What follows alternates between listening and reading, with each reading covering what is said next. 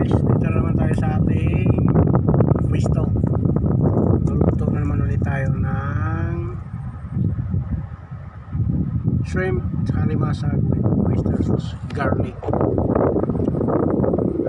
Ating ingredients ngayon ay konting luya, bawang, margarine, hipon, halimasag na nalinisan ko na, prepare ko na siya, at saka oyster sauce,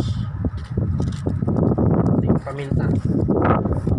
So una natin gagawin ngayon ay mainitin natin yung garlic natin, kasi yan natin yung ating garlic.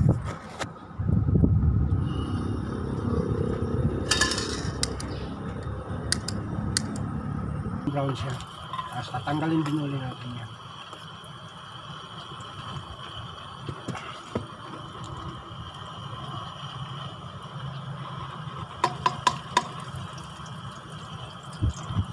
Garlic lang, walang sibuyas. Garlic lang.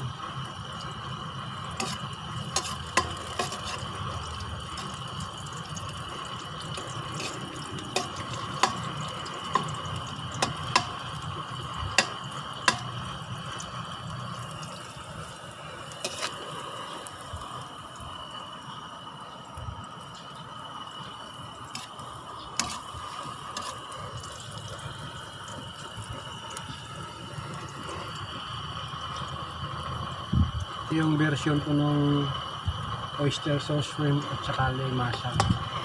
Nung nasa summer kasi ako, pag nanghuhuli ako ng alimango ang ano ko nagamit, kahit wala nang hipon, yun lang ang inaano ko ng oyster sauce at saka garlic.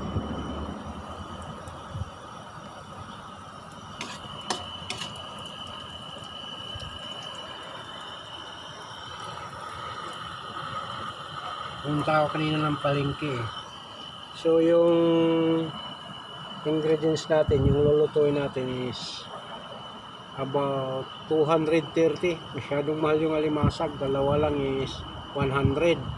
1/4 yung hipon, yung shrimp. So 130 yung shrimp, 230 lahat sila.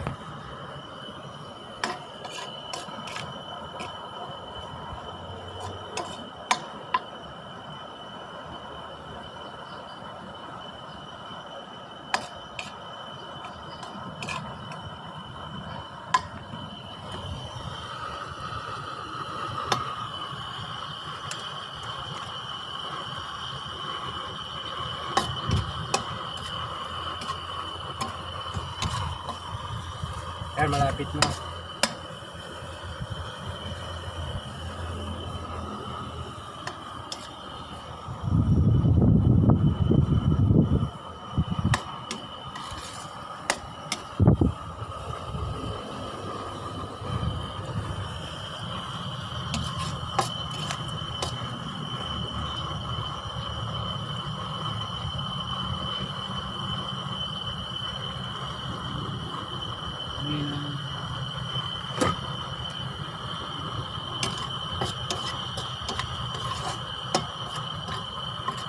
Guys, okay na yung bawang natin.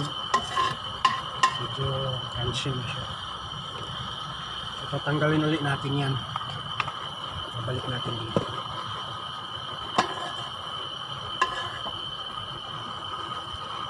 Oh, crunchy na. Magandang tunog na. Susunod natin yan is yung ating luya, para hindi naman ano yung lansa niya.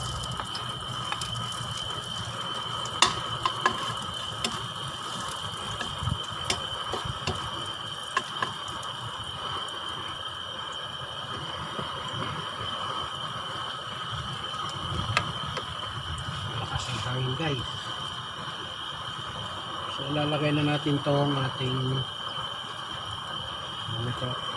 Yung kinuha ko nga palang margarine, yung ordinary lang.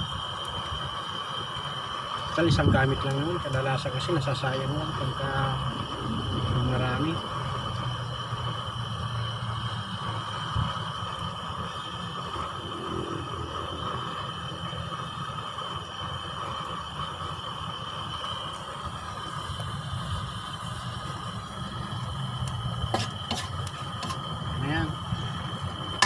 natin itong ating margarine.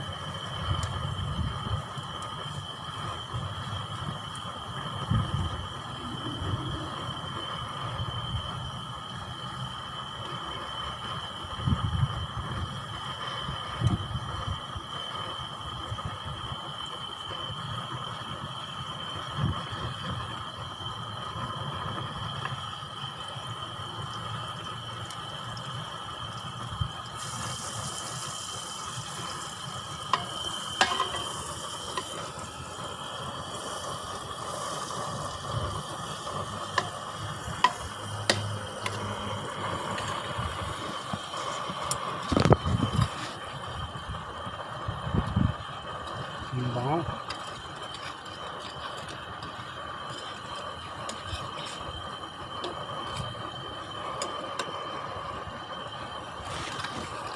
Ito yung ating limasag.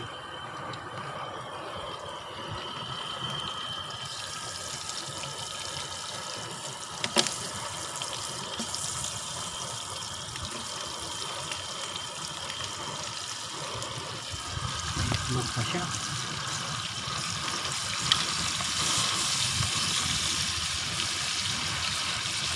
Ayun, hipon.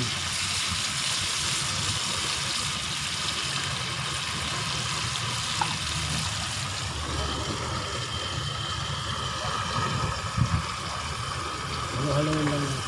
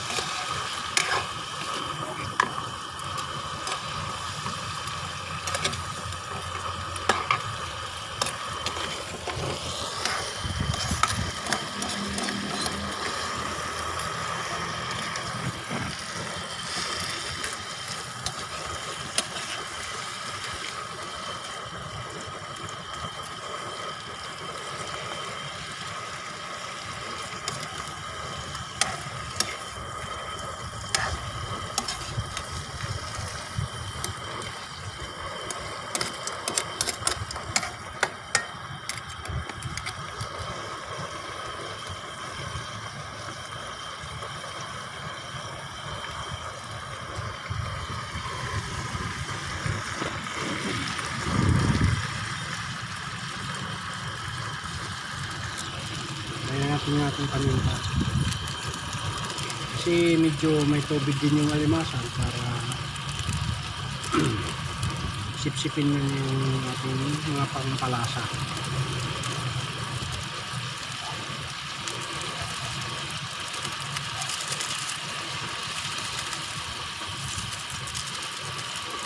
Mabilis lang ito mga po.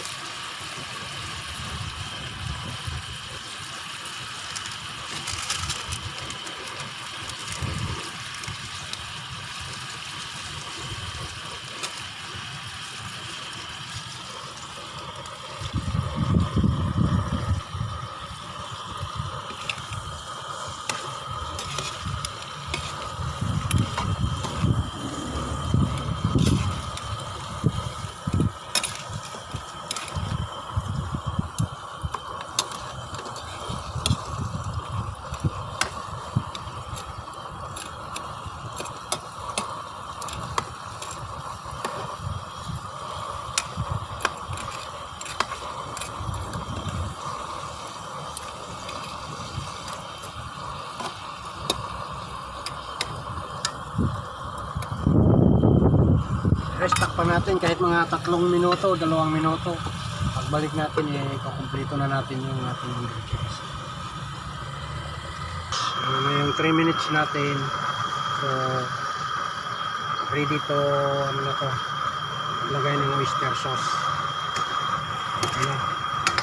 Ito na rin yung crabs natin.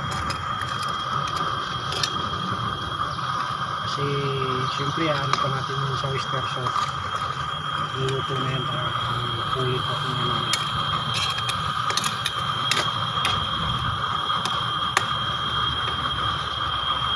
Ilagay na natin yung ating oyster sauce. 2 oyster sauce na. Pinitas namin doon sa kantina ni Ate Nikki. Bali ano nga pala to, 7 pesos each, so may 144 na tayo, ay 244 na.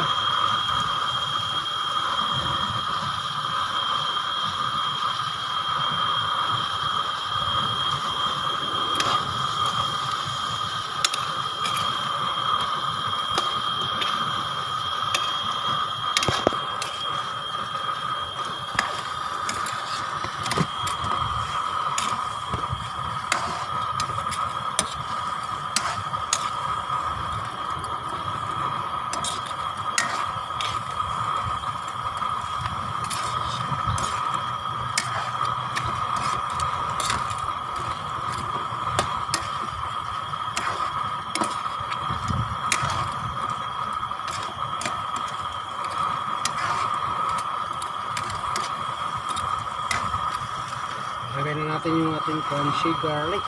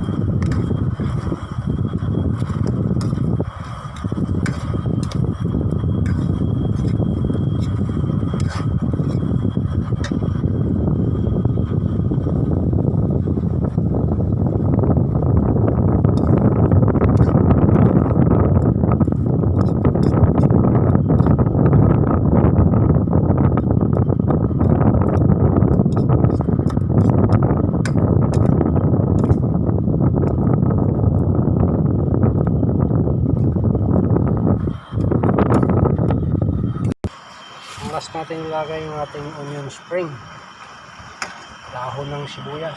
Tanim ito sa bahay, meron akong tanim.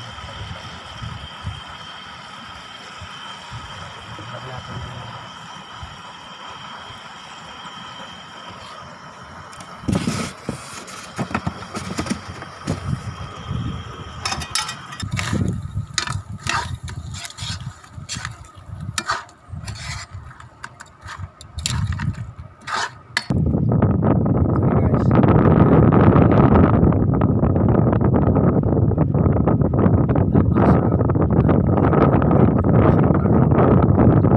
oyster sauce. Ayan. Yan, kain na naman sa tabing ilog. Luto ni Dito naman natin Bye, mamaya ulit. Mag-fishing kami. Tingnan natin ito